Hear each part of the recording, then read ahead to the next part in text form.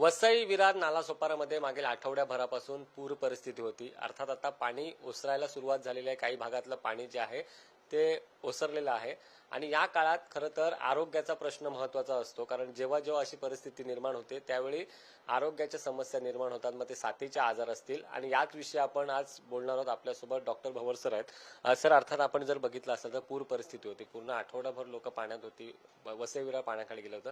या काळात मुख्यतः लोकांच्या आरोग्याचा प्रश्न असतो. आता अर्थात साथीच्या आजारांना सुरुवात होणार आहे. नेमके आजार काय? नमस्कार. आता जे पाणी लॉगिंग झालं होतं, त्या पाणी लॉगिंग होण्याचं कारण असं आहे की ड्रेनेज वगैरे ब्लॉक होतात. दुसरी गोष्ट म्हणजे आता जो आपला वॉटर ट्रीटमेंट प्लांट असतो ते शुद्ध केलेलं पाणी असतं, पण त्याच्यामध्ये बाकीचं दूषित पाणी मिक्स झाल्यामुळं ते आपल्या पिण्यामध्ये जातं आणि त्याच्यामुळे बरेच आजार उद्भवतात. उदाहरणार्थ बिल्डिंगचं पाणी, वॉटर, सिवेज वॉटर हे सगळं मिक्सिंग होतं, मग त्याच्यामुळे बरेच तुम्हाला आजार उद्भवतात.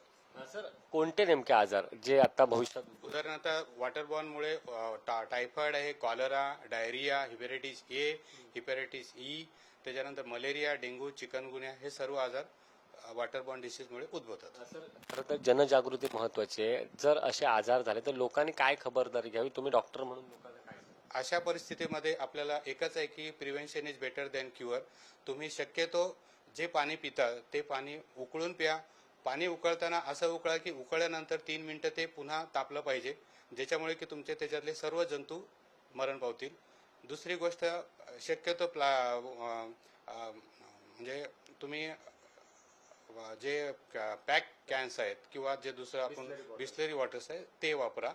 दुसरी गोष्ट, जे भाजीपाला आणतात ते वॉश करून घ्या घरी, चांगला शिजवा त्याला. त्यानंतर जे रोड साईडचे फूड्स आहेत ते तुम्ही शक्यतो टाळा. बाहेरचं पाणी शक्यतो पिऊ नका. तुमचे ज्या पाण्यामध्ये तुम्ही दूषित पाण्यामध्ये गेला असाल तर घरी येऊन स्वच्छ गरम पाण्याने आंघोळ करा, जेणेकरून की तो डिसीज तुम्हाला स्प्रेड होणार नाही. सर, काही पायांच्या जखमा बिगमा या काळात त्यासाठी काय? तुम्ही खूप अगदी छान विचारलेलं आहे. पायांच्या जखमामुळे तुम्ही जर दूषित पाण्यामध्ये जर पायाला जखमा असताना किंवा हाताला शरीराला क्रॅक्स असताना जर तुम्ही प्रवेश केला तर त्यामुळे लेप्टोस्पायरोसिस हा महाभयंकर आजार तुम्हाला होऊ शकतो.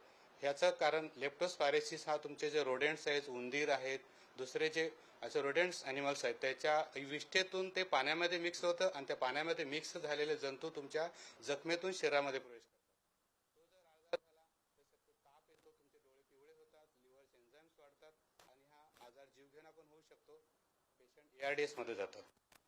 लोकांनी काय खबरदारी, असं जर काय असेल तर काय खबरदारी घ्यावी? याचे हे तुम्ही तर जे पाणी वापरतात ते उकळून प्या आणि शक्यतो ह्या खराब पाण्यामध्ये तुम्ही प्रवेश करू नका जर तुमच्या शरीराला कुठेही शरीराला पायाला हाताला जखमा असतील तर. सर, मुळात आपण जर बघितलं असेल तर खाजेचं प्रमाण देखील या काळात वाढतं पाण्यात गेल्यानंतर. त्याच्यासाठी काय करायचं लोकांनी?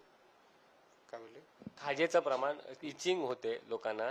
आता आपण बघितलं तर पाण्यात फिरल्यामुळे इचिंगचं प्रमाण वाढतं. अशा वेळी लोकांनी काय? आता याच्यामध्ये अनेक कारण आहेत की पाणी आता लॉगिंग झाल्यामुळे मोल्डची ग्रोथ जास्त होते.